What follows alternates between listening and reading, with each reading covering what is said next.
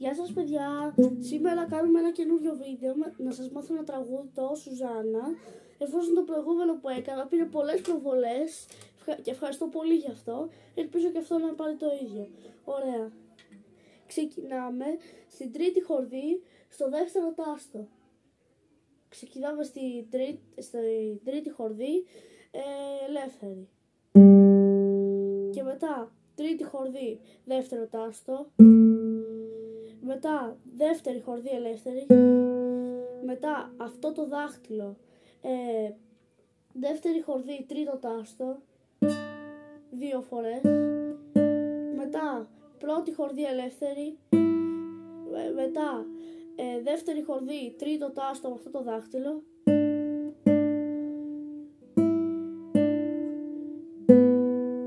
Ελεύθερη, η δεύτερη χορδή ελεύθερη. Και μετά τρίτη χορδή ελεύθερη.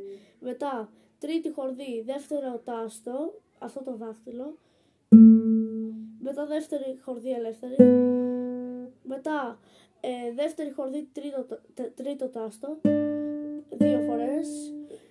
Πρώτη χορδή ελεύθερη. Δεύτερη χορδή τρίτο τάστο.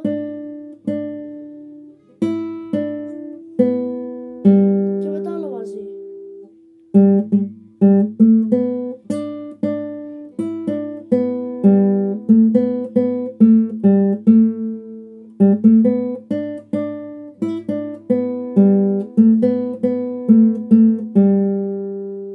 Μετά δεύτερη χορδή πρώτο τάστο.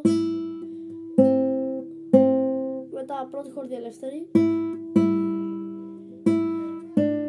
Μετά δεύτερη χορδή τρίτο τάστο. Και μετά όλο μαζί.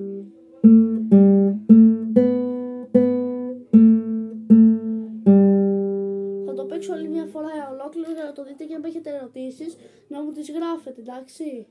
Και μετά κάποιο άλλο τραγούδι που θέλετε να μου το πείτε στα comments.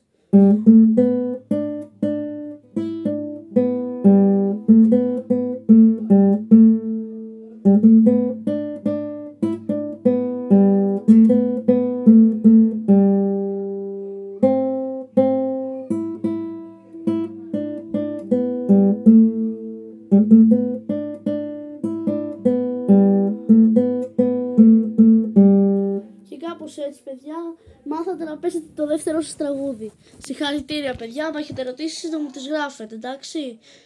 Θα τα πούμε στο επόμενο μου βίντεο. Γεια σας!